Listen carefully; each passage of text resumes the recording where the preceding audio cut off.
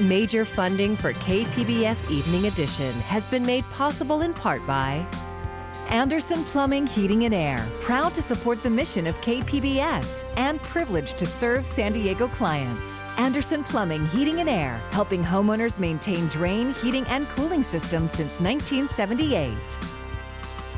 And by the Conrad Prebys Foundation, Darlene Marco Shiley, and by the following.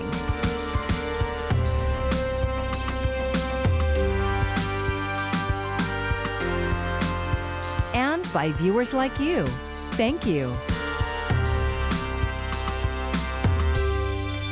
Good evening. It's Wednesday, September 16th. Thanks for joining us. I'm Amitha Sharma. Making a case not to count all coronavirus cases. That is what the county is attempting to do in an effort to avoid falling into the state's most restrictive tier. If unsuccessful, we could face closures once again. More on that and the new fight underway to reduce COVID-19 in one high-risk community. First, though, 6 more people have died from the virus, and there are 264 new cases. Our coverage begins with KPBS reporter Shalina Chatlani. We put out a framework. We work with local health officers all across the state to put out this new tiered status. We're guided by the data. At a press conference Wednesday, Governor Gavin Newsom said he's staying true to the tiered statuses his administration devised for when counties ought to be moved into more or less regulations. Now, with an increase in cases, San Diego is facing a future where, based on those tiers, the county could see itself with more restrictions and businesses having to close. A significant point of contention has been the San Diego State University campus, where today officials confirmed over 700 cases. But officials like Supervisor Greg Cox say the county is asking for some slack. The board also voted unanimously to request from the state that the criteria it uses to monitor cases not counted include numbers from San Diego State University and other colleges where students are more easily contained and monitored in a campus environment. We believe that will make a big difference and give us a fighting chance to avoid further restrictions. But the month of September has already seen 42 outbreaks, which is about half of last month's tally.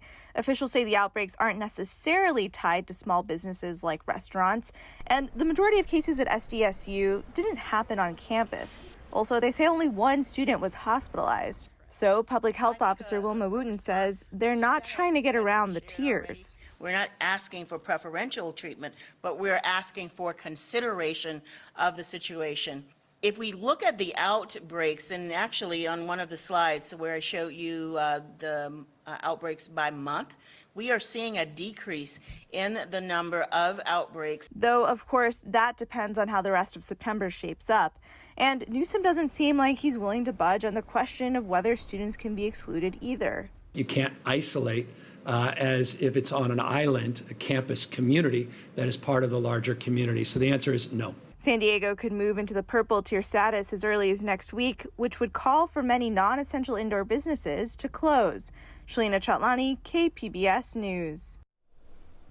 Even though the governor doesn't want to discount cases from SDSU, county officials are still trying to persuade the state. KPBS reporter Matt Hoffman says this comes as the school is requiring testing for students on campus. I didn't think the testing would be so easy. Today, students living on campus were lining up for mandatory coronavirus tests, a step implemented by SDSU officials after more than 700 students tested positive. I think it's good, yeah. Might be a little late, but it's good. Yeah. I think it's very responsible because my girlfriend, she goes to Cornell and she gets tested every 3 days. Some students with underlying medical conditions are grateful that the university is taking this step. It's been kind of scary because it feels like you're honestly playing tag or hide and go seek with something deadly. But county officials are pushing to have SDSU's 700 plus cases discounted from their overall totals. Health officials say without those cases, we would avoid slipping back into more state-imposed coronavirus restrictions. County officials want the cases removed because they say SDSU is a community within a community. But campus officials, they tell us that 75% of the cases are among students who live off campus. So which is it? Is it contained or not? The outbreak and the cases are associated with undergraduates that are living in the close proximity of the university, almost all primarily in the 92115 zip code, actually within blocks of the university. Some students were shocked to hear that health officials are looking to exclude SDSU cases from the county's overall total. I mean, that's crazy. Just they're really going to try and cover it up like that? San Diego State is blocks away from homes and businesses, but health officials believe that the outbreak is largely contained to students. We have very few cases that we can link to that population. It's at this point less than 10 that we're aware of. At least one student has been hospitalized and others testing positive have been asymptomatic, but health officials say it's unclear if that's contributing to outbreaks among students. I know lots of people who have tested positive. I'll talk to someone and I'll go like, oh, this COVID thing's so crazy. And they'll go like, yeah, I was positive, and then I didn't want to hang out with a bunch of other people, but they all said they were positive, so it was fine. Some students we talked to say they were encouraged to complete this mandatory testing thanks to a coffee gift card from the school. Matt Hoffman, KPBS News. The world is waiting for a COVID-19 vaccine, but the director of the Centers for Disease Control and Prevention says face coverings may be an even more important tool. We have clear scientific evidence they work, and they are our best defense. I might even go so far as to say that this face mask is more guaranteed to protect me against COVID than when I take a COVID vaccine. Dr. Robert Redfield made the comment today before a Senate Appropriations Subcommittee hearing. He went on to say that even if a COVID-19 vaccine were released today, it would take 6 to 9 months for enough people to get it to create immunity. And he doesn't think one will be readily available to the general public until mid-2021. There still isn't a clear timeline for the arrival of a COVID-19 vaccine, but Scripps Health is already preparing for when that day comes.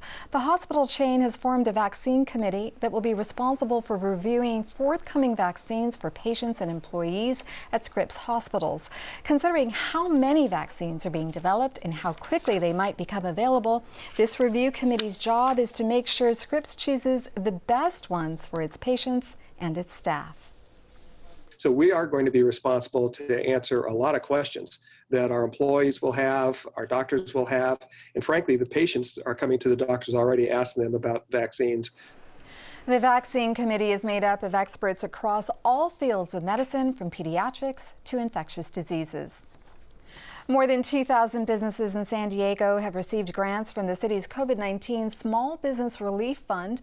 Mayor Kevin Faulkner's office says the grants have supported nearly 10,000 full-time jobs. Half of the recipients are in underserved communities. To date, the fund has topped more than $20 million. It's backed by CARES Act money, other federal funding, and private donations. It's been a place of worship for decades, especially for the military. But now a warning bell is being sounded about developers planning to transform the North Chapel at Liberty Station. Here's KPBS's reporter, John Carroll. This beautiful, historic chapel will never be touched. That's what we're looking for. Historic preservationist Ron Slayan is talking about a process underway right now, what amounts to a tug of war between the company that holds the lease on the North Chapel and preservationists. That company is Pendulum Property Partners out of Irvine. Slayan says the company wants to transform the chapel into an entertainment and events venue. He says the plan is to gut the chapel. All the pews were to be removed, the kneelers, the confessional, there were walls that were going to be taken down. Ron Slayan says there are a lot of elements about this chapel that make it worth preserving. One of them, it's beautiful stained glass. There are scenes depicted out of the Bible. And there are scenes, of course, having to do with the Navy, including this major window showing a sailor holding his cap to his side, gazing out to sea. And Slayan says there's something else. Tens of thousands of sailors passed through NTC. And this was the last place they prayed before going off to World War II, Korea, and Vietnam, to protect our country. Documents from the city's Development Services Department show Pendulum received approval from both the state and federal government before it came back to the city for final approval. That's when they hit a roadblock.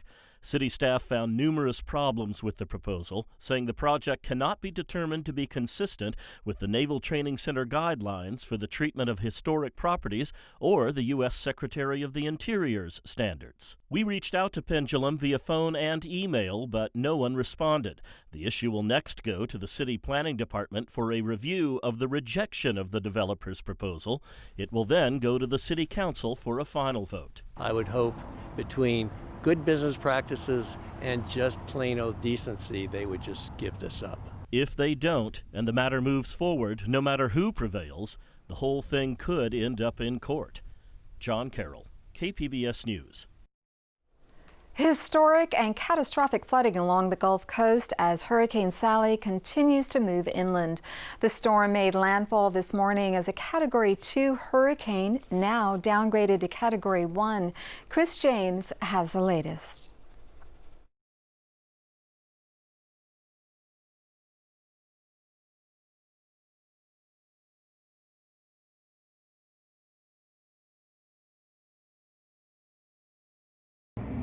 With winds of 105 miles per hour, Hurricane Sally slammed into the U.S. Wednesday morning, pummeling southern Alabama and the Florida Panhandle as it slowly crawls further inland, moving northeast, threatening catastrophic flooding. I will tell you it's bad. It's going to take a considerable amount of time to clean up from this. In Escambia County, Florida, a section of the 3-mile bridge that connects Gulf Breeze to Pensacola is missing, damage being seen elsewhere as well.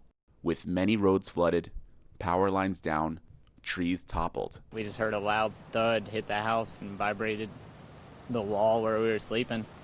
And her grandma woke up screaming that something fell on the house. I mean, it was just scary. With Sally's slow pace, generally 3 miles per hour, some areas have already collected more than 24 inches of rain and could receive up to 35 inches by the storm's end. Right now, the conditions are very dangerous. We have been receiving calls through our 911 center that there's a lot of requests, but at this time, because of the high winds, because of the amount of flooding that we're seeing, where responders right now are having to stage because it's so dangerous. Nearly 27 million people from the Gulf Coast of Virginia now under flood or flash flood warnings as Sally continues to spiral. From Mobile, Alabama, Chris James, KPBS News. Right now, 25 major wildfires are still burning across California. 25 people have been killed, over 4,000 structures destroyed, and nearly 3.4 million acres burned. At his update today, Governor Gavin Newsom displayed a graph showing the state's rising temperatures, saying climate change cannot be ignored. We need to reconcile the fact there are no Democratic thermometers and no Republican thermometers. There's fact and there's reality as well as observed evidence. It's not a belief system, it's an acknowledgement. The facts are the facts. Check out the view from space. Those red points indicate higher temperatures with some indicative of fires. You can also see the smoke drifting across the country. Meteorologist Justin Povic has an update on the Valley Fire near Alpine, county air quality, and your forecast.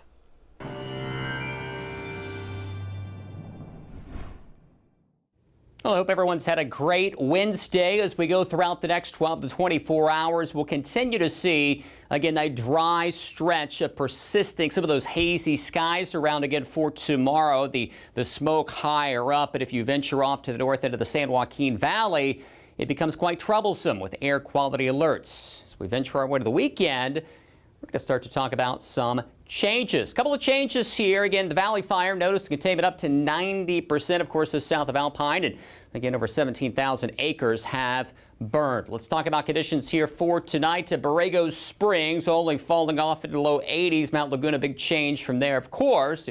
Talk about the elevation difference, 55 the low. San Diego, 67. Oceanside, right around 61. And again, as we go right through the overnight to early Thursday, still some hazy conditions, again, continuing here throughout southern portions of the state. But the more dense smoke continues to be from the Sierra Nevada and then on east. And again, it's being carried by the jet stream over the center portion of the country. Sally, meanwhile, producing flooding rains over the southeast. And we're going to still see temperatures above normal here late week, but There's going to be a storm system working its way through the northwest that'll pull a front in. We'll start to see the onshore flow, and that means the marine layer will kick up. We'll start to see again those morning clouds once again, and our temperatures will come down. Not the case yet for tomorrow. Still warm day, 83 San Diego, Ramona 99, Chula Vista 84 degrees, and Borrego Springs way up there at 109. Let's talk about the extended forecast here, and again we're going to be following some changes coming up here. Look at the numbers dropping toward the coast.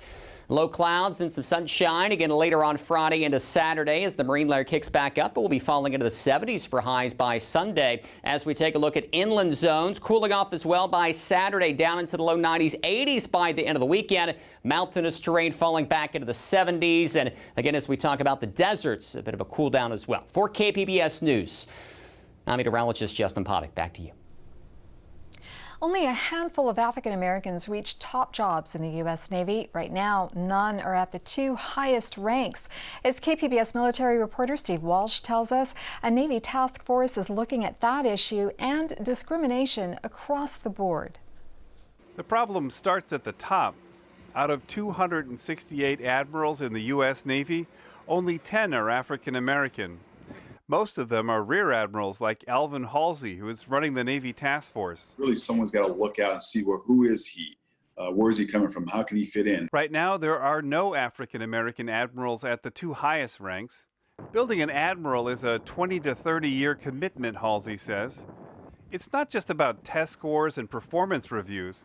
Someone has to be willing to guide that young officer. As a black officer in the Navy, I'll tell you that I've mentored more people that don't look like me than look like me. Sheer mathematics, right? But I will tell you also, because there's very few guys who've come before me in small numbers, someone who don't look like me had to reach out and engage and make a difference in my career. African Americans are 13% of the population, but only 9% of naval officers. So the pipeline starts off small. Then, somewhere along the way, many people just become exhausted, says Keith Green, a lieutenant commander who retired in the 1990s. He recently wrote the book Black Officer, White Navy. It is not simply just unconscious bias. There are active behaviors that are happening to people because they don't like working for a black person or a minority. They don't like work with one, and they don't like having one be their supervisor. Not everyone an African American officer encounters is a problem, Green says, but the extra effort to work around those who are takes its toll on their career. Not only do you have to do all the other stressful things that any military person has to do, you have to play that double game of trying to figure out why you're being treated differently or what's happening to you, or why is something happening to you that isn't happening to other people. Retired Rear Admiral Sinclair Harris heads the National Naval Officers Association, which has worked for 50 years to promote diversity in the sea services. He says it takes hundreds of ensigns to eventually make one admiral, or what the Navy calls flag officers. You got to bring more people in the beginning so that the quality cut that you're going to have, especially when you get to senior officer and get to flag officer, you have enough people in the pot. He calls it Death Valley, that point where junior officers opt to end their careers. Graduating from the Naval Academy is the most well-worn path to admiral, but less than 6% of the current class at the Naval Academy is African American. The Academy is not the only path. Admiral Harris was rejected when he applied at the beginning of his career.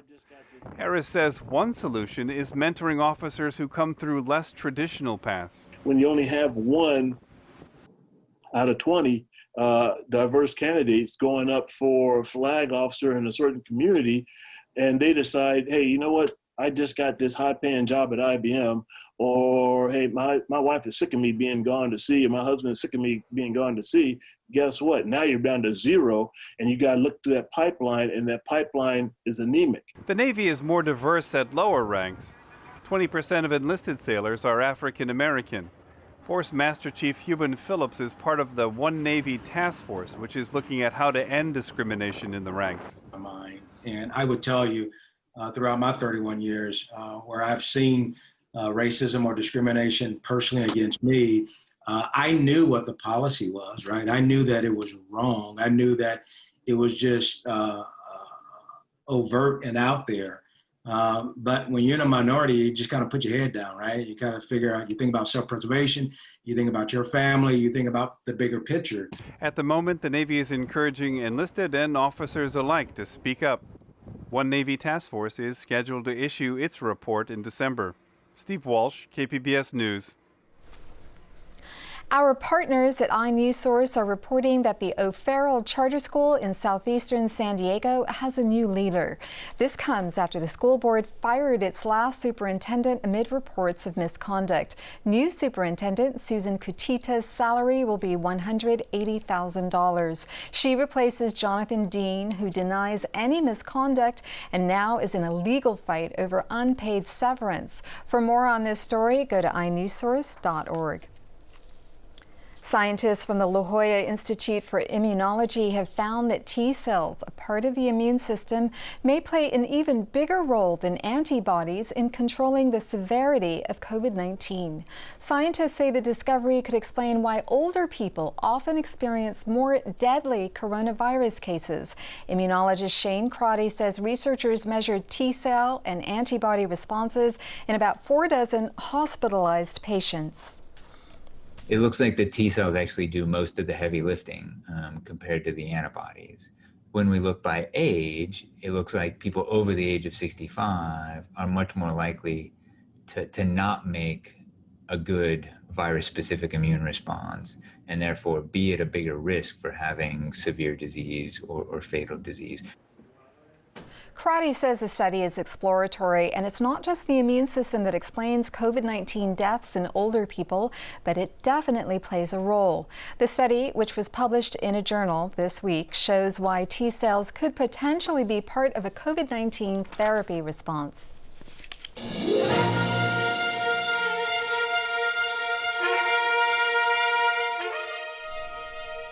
Democrats and Republicans can't seem to find common ground on developing a vaccine for COVID-19.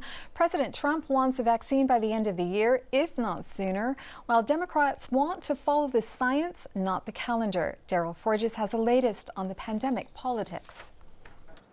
President Donald Trump's aggressive timeline for a COVID-19 vaccine. We're very close to having a vaccine. We're going to have a vaccine in a matter of weeks. It will be ready before the end of the year and maybe much sooner than that.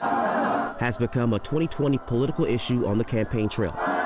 On Wednesday, the Trump administration released a vaccine distribution strategy. Once a vaccine receives the green light from the FDA, the goal is to have it on its way to administration sites within 24 hours. But Democrats say they're worried election politics are at play.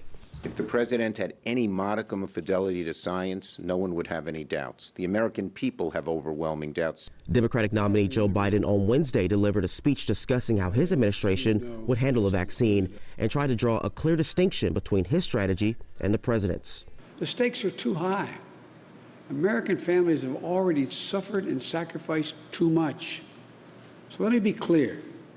I trust vaccines. I trust scientists. But I don't trust Donald Trump. How the American public views this issue could be critical this November. A recent ABC News poll shows just 31% of U.S. adults trust what Trump has said about the coronavirus. The FDA and CDC have repeatedly said that a vaccine would not be broadly available to the public until it's determined to be safe. With the coronavirus sure to be on the minds of most voters this November, it may be difficult for politicians to separate politics and science. At the White House, I'm Daryl Forges. We have everything you need to know about the 2020 election on our website, kpbs.org/election. There you can find key deadlines and links to check your voter status and track your ballot. Plus, you'll find our recent stories on local candidates and ballot initiatives. The playoffs are coming to Petco Park regardless of the Padres. Major League Baseball picked San Diego to host the American League games. KPBS reporter Jacob Ayer with more on the hope that there will be an economic boost from the ball games. Petco Park will host the American League Division Series and the American League Championship Series this October for MLB playoffs. The playoff tournament schedule was formulated in response to the COVID-19 pandemic. It was inspired by the bubble concept employed by the NBA and NHL, which aims to limit outside interaction with players and move games to a neutral location. Under the schedule, the San Diego Padres home ballpark will host a best-of-5 American League Division Series starting October 6th.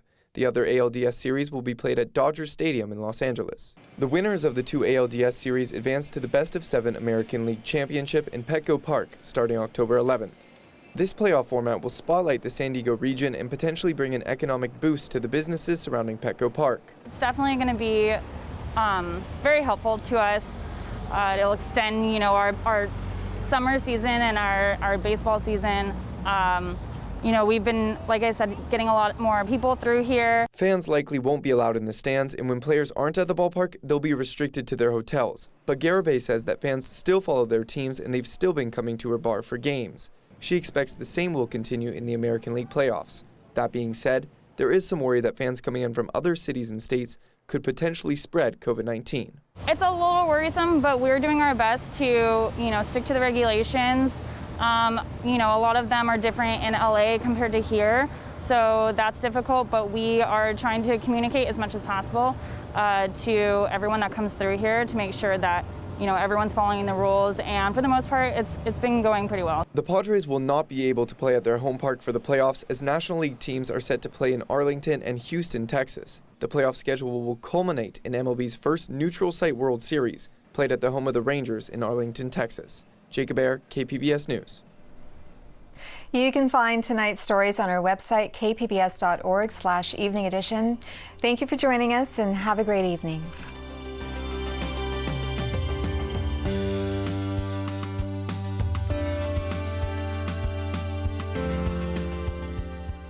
Major funding for KPBS Evening Edition has been made possible in part by Anderson Plumbing, Heating and Air, proud to support the mission of KPBS and privileged to serve San Diego clients. Anderson Plumbing, Heating and Air, helping homeowners maintain drain, heating, and cooling systems since 1978. And by the Conrad Prebys Foundation, Darlene Marcos Shiley. And by the following: